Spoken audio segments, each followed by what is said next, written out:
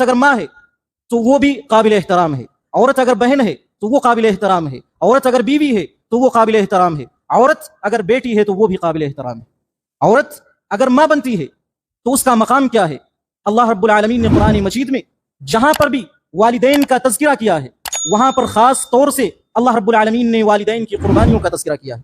سورہ لقمان اٹھا کر آپ دیکھیں، اللہ رب العالمین فرماتا ہے وَوَصَّيْنَا الْإِنسَانَ بِوَالِدَيْهِ کہ ہم نے انسانوں کو وصیت کی ہے اس کے والدین کے تعلق سے، وَحَمَلَتْهُ أُمُّهُ وَهَنًا عَلَى وَهَنٍ اور اس کی ماں نے کس مشقت کے ساتھ، کس پریشانی کے ساتھ 9 مہینے تک اس کو حمل کے اندر رکھا۔ اور آگے اللہ رب العالمین فرماتا ہے وَفِصَالُهُ فِي عَامَيْنِ اور کس طریقے سے 2 سال تک ایک ماں اپنے بچے کو دودھ پلاتی ہے۔ تو آپ دیکھیں جہاں پر اللہ رب العالمین نے والدین کا تذکرہ کیا وہاں پر خاص طور پر والدین کی، والدہ کی قربانیوں کا، ماں کی قربانیوں کا تذکرہ اللہ رب العالمین نے کیا۔ اور اللہ کے نبی صلی اللہ علیہ وسلم سے جب پوچھا گیا کہ اللہ کے نبی صلی اللہ علیہ وسلم من احب الناس الی بحسن صحبتی کہ سب سے زیادہ حسن سلوک کا حقدار کون ہے؟ اللہ کے نبی صلی اللہ علیہ وسلم نے 3 مرتبہ آپ نے کہا امک امک امک، تمہاری ماں تمہاری ماں تمہاری ماں، سب سے زیادہ حسن سلوک کی حقدار اگر کوئی ہے تو وہ تمہاری ماں ہے۔ اور اللہ کے نبی صلی اللہ علیہ وسلم نے فرمایا کہ ماں وہ ہستی ہے کہ جس کے فإن الجنۃ تحت قدمها جس کے پیروں کی ٹھوکر میں اللہ رب العالمین نے جنت کو رکھ دیا۔ ماں کی پیروں کے ٹھوکر میں اللہ نے جنت کو رکھا ہے۔ آپ اندازہ لگائیں کہ ماں کا مقام اور ماں کا مرتبہ کیا ہونے والا ہے۔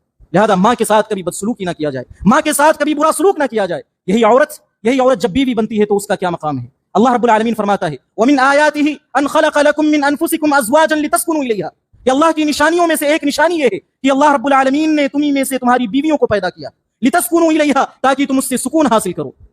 میاں بیوی کا جو رشتہ ہے، نکاح کے ذریعے سے جو رشتہ بنتا ہے، اس رشتے کے اندر اللہ رب العالمین نے سکون رکھا ہے۔ اس کے علاوہ جتنے بھی رشتے ہم بنا لیں، جتنے بھی رشتے ہم قائم کر لیں، وہ ہماری خواہشات پورا کرنے کا ذریعہ ہو سکتی ہیں، وہ ہماری ہوس پورا کرنے کا ذریعہ ہو سکتی ہیں، لیکن وہ ہمیں دلی سکون نہیں پہنچا سکتی ہیں۔ دلی سکون اگر ہمیں پہنچے گا تو میاں اور بیوی کے رشتے میں، نکاح کے رشتے میں جو سکون پہنچنے والا ہے وہ کسی اور رشتے میں نہیں پہنچنے والا ہے۔ اور آگے اللہ رب العالمین نے فرمایا وَجَعَلَ بَيْنَكُم مَّوَدَّةً وَرَحْمَةً اللہ رب العالمین نے میاں بیوی کے درمیان محبت پیدا کی ہے، رحمت پیدا کی ہے۔ جب مفسرین کی کتابوں کو ہم اٹھا کر دیکھتے ہیں ہمیں معلوم چلتا ہے یہاں پر اللہ رب العالمین نے 2 لفظ استعمال کیا، ایک مودت اور دوسرا رحمت۔ مودت کے مطلب محبت کے ہیں، الفت کے ہیں۔ جب میاں بیوی جوان ہوتے ہیں ان کے درمیان محبت ہوتی ہے، لیکن جب یہی میاں بیوی بڑھاپے کی عمر کو پہنچ جاتے ہیں، جب یہی میاں بیوی 70 سال 80 سال کی عمر کو پہنچ جاتے ہیں، جب ان کو آپس میں جسمانی اٹریکشن نہیں ہوتی ہے، پھر ان کے درمیان اللہ رب العالمین نے رحمت پیدا کی ہے۔ ایک 60 سال کا 70 سال کا بوڑھا اگر انتقال کر جائے اس کی بوڑھی بیٹھ کر آنسو بہاتی ہے، ایک بوڑھی کا انتقال ہو جائے اس کا بوڑھا بیٹھ کر آنسو بہاتا ہے۔ کیوں؟ اللہ رب العالمین نے ان کے درمیان رحمت پیدا کی ہے، رحمت ان کے دلوں کے اندر ڈال دی۔ یہ مقام بیوی کا ہے۔ اور آگے اللہ رب العالمین نے دوسرے مقام پر فرمایا ہن لباس لکم وانتم لباس لہن کہ بیوی تمہاری لباس ہے اور تم بیویوں کے لباس ہو۔